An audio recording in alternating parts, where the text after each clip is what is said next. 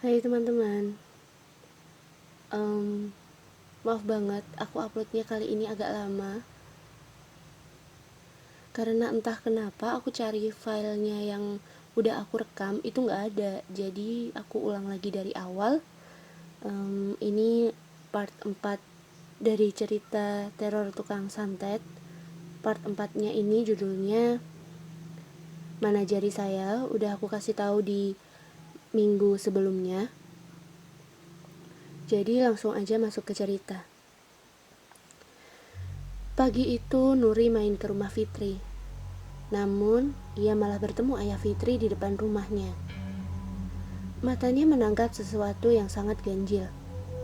Pak Madi sedang memegang seekor ayam jago bersama anak laki-lakinya. Sepertinya mereka akan menyembelih si ayam. Nuri pun mendekati keduanya. Loh, kok disembelih? Biasanya kan diadu. Iya sih Nur, tapi karena sakit parah, daripada mati, terpaksa ya disembelih, jawab Mas Danu, kakak Fitri. Saat itu Danu curhat soal ayam jago kesayangan bapaknya. Si Gawung, nama ayam jago ini, setiap malam kayak diganggu, gaduh sendiri. Pak Madi yang saat itu mendengar mencoba menengok kondisi Gawung, namun tidak menemukan keanehan apapun. Kejadian itu berlangsung selama seminggu, hingga ayam itu jadi sakit karena kurang istirahat. Mulut mungil Nuri membentuk sebuah huruf O tanda ia mengerti. 5 hari kemudian, tiba-tiba Danu mendatangi Nuri dan Nilam di tanah lapang, tempat mereka biasanya bermain.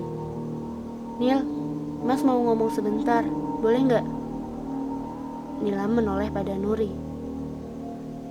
Tapi Nuri ikut ya Mas. Entah kenapa si Nilam ini lengket banget sama Nuri. Iya boleh, kita bicara di rumah Mas aja ya. Nilam mengangguk. Mas Danu mulai menceritakan permasalahannya. Jadi setelah si Gawung disembelih, kandangnya dibiarkan kosong. Malam setelah disembelih, pintu rumahnya diketuk-ketuk. Saat dilihat tidak ada orang sama sekali. Malam kedua, Pak Madi pulang agak larut dari hajatan warga. Ketika melewati jalan setapak, ia memergoki ada orang berjongkok di depan kandang ayam miliknya. Saat ditegur, orang itu berlari sangat kencang dan berbelok ke arah barat yang ditumbuhi pohon-pohon bambu. Saat dikejar, orang itu lenyap begitu saja. Lalu Pak Madi menceritakan hal itu kepada keluarganya. Orang lewat pun rasanya agak mustahil, karena sebelah timur dan barat rumah Danu hanya ada rerimbunan pohon bambu. Tentu saja di bawahnya langsung menjorok ke sungai. Umumnya orang sangat mustahil lewat daerah itu, apalagi malam hari karena pasti banyak ular.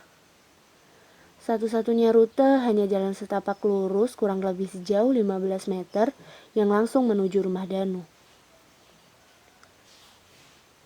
Tak jauh dari rumahnya ada tetangga yang juga gemar bermain sabung ayam.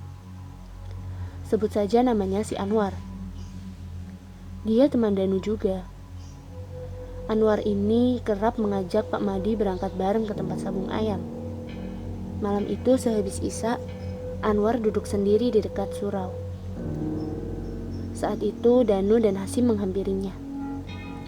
Maaf kalau nunggu lama, aku tadi habis mampir dulu ke tempat Hasim, sapa Danu. Dan, jangan pulang ke rumahmu dulu, gawat, ujar Anwar dengan wajah pucat. Lah, kenapa? Tanya Hasim. Akhirnya si Anwar ini cerita. Tadi dia mau langsung mampir ke rumah Danu. Saat tiba di lokasi, ada orang jongkok di dekat depan kandang kosong Gawung. Anwar mencoba menyapa orang itu. Orang itu berdiri menghadap Anwar. Anwar pun mengarahkan lampu minyaknya sebagai penerangan. Dan ternyata mata orang itu cekung dan gelap, alias tidak punya bola mata. Tampak rahang bawahnya bergelantung. Si Anwar tercekat. Mau lari pun sudah tidak bisa. Lantas sosok itu mengangkat tangan kirinya dan menunjukkan jari tangannya yang sebagian dagingnya sudah menghilang.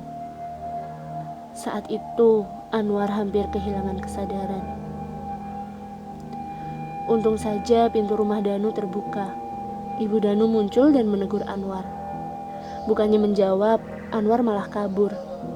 Pada akhirnya Anwar tetap menunggu Danu di surau sesuai dengan perjanjian mereka. 2 hari kemudian, Pak Madi mendapat laporan dari tetangga.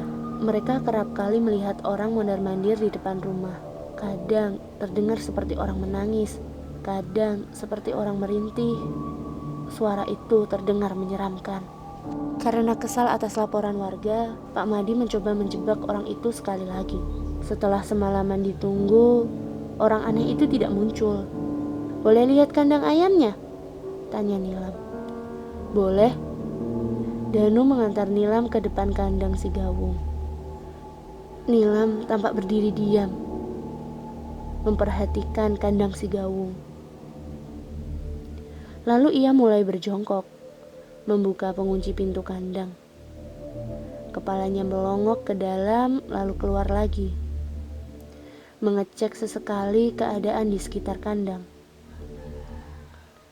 "Mas Danu tahu dari mana kalau Nila mengerti hal-hal ginian?" tanya Nuri dengan polos. "Dikasih tahu Mak Saroh. Katanya kemarin habis dibantuin sama Nilam buat nyembuhin Nanang."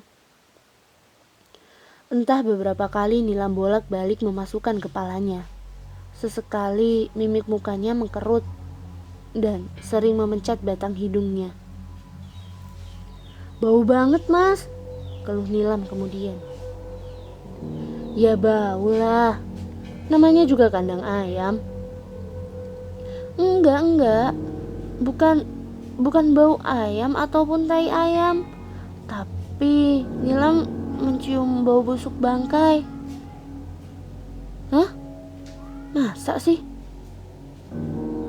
Danu yang ikut penasaran memasukkan kepalanya ke dalam kandang. Meskipun sebenarnya lubang pintu itu lumayan sempit untuk ukuran kepalanya. "Enggak kok, bukan bau bangkai. Ini emang bau ayam. Bahkan kemarin kandangnya udah dibersihkan, dicuci sama bapak. Aku kok mencium bau bangkai ya, Mas?" Nur, coba deh kamu cium," pinta Nilam.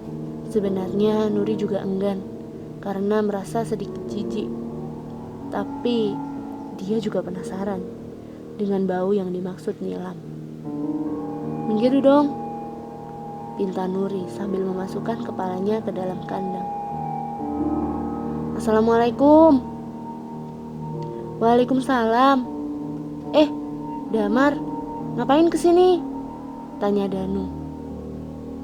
Yang datang ternyata adalah Damar, salah satu kerabat Nuri. "Ini bawain titipan emak buat ibu kamu," ucapnya sambil menyerahkan sebuah bungkusan berwarna merah. Lalu matanya menangkap sosok Nuri yang sedang memasukkan kepalanya ke dalam kandang. "Ini lagi pada ngapain?" tanya Damar dengan penasaran. "Nyium bau kandang, Mas," Dila menjawab dengan polosnya. Alis Damar berkerut heran. Nuri pun akhirnya mengeluarkan kepalanya dari lubang pintu itu. "Ini sih bau ayam, bukan bau bangke," jawabnya lantang. Mas Damar." Kemudian Nuri segera berdiri dan langsung salim sama masnya itu. Nilam kembali terdiam sambil mengamati kandang Gawung. "Mas Danu, coba deh dibongkar aja kandangnya," pinta Nilam kemudian. "Loh, kenapa Nil?" tanya Danu penasaran. "Ada yang aneh sama kandangnya. Kayaknya sih ini kayak kiriman." "Kiriman?" Kali ini Damar berjongkok dan ikut-ikutan memasukkan kepalanya. Ini sih bau bangkai, gumamnya. Danu dan Nuri saling berpandangan. Keduanya heran, kenapa Nilam dan Damar malah mencium bau bangkai sedangkan mereka tidak. Masa sih, Mar? Danu kembali memastikan. Damar mengangguk. Bener kata Nilam. Coba kamu bongkar aja kandang si Gawung. Ini bukan bau bangkai biasa. Tiba-tiba saja Danu teringat bahwa Damar juga punya ilmu kebatinan. Sama seperti Ustadz Malik. Karena mereka berasal dari alma mater pondok yang sama. Aku bilang bapak dulu deh, jawab Danu. Kemudian Pak Madi keluar dari rumah dengan raut wajah serius. Akhirnya kandang si Gawung dibongkar dibantu Damar juga. Ketika mereka sedang memindahkan batang-batang kayu, tiba-tiba ada sebuah bungkusan berwarna coklat jatuh di antaranya. Saat dibuka, ternyata isinya sebuah jari manusia. Kebetulan Danu yang membuka bingkisan itu. Dia langsung melemparnya karena kaget. Mereka semua bergidik ngeri melihat jari putus yang entah milik siapa. Kemudian dengan berani Damar mengambil kembali jari yang terputus tadi menggunakan bungkusan coklat. Ini harus diapain, Mar? Tanya Danu. Dia masih keder setelah melihat dan menyentuh jari yang terputus tadi. Coba deh ambil mangkok, terus isi dengan air garam, sekalian kain berwarna gelap kalau ada. Danu mengangguk dan bergegas melakukan apa yang dikatakan Damar.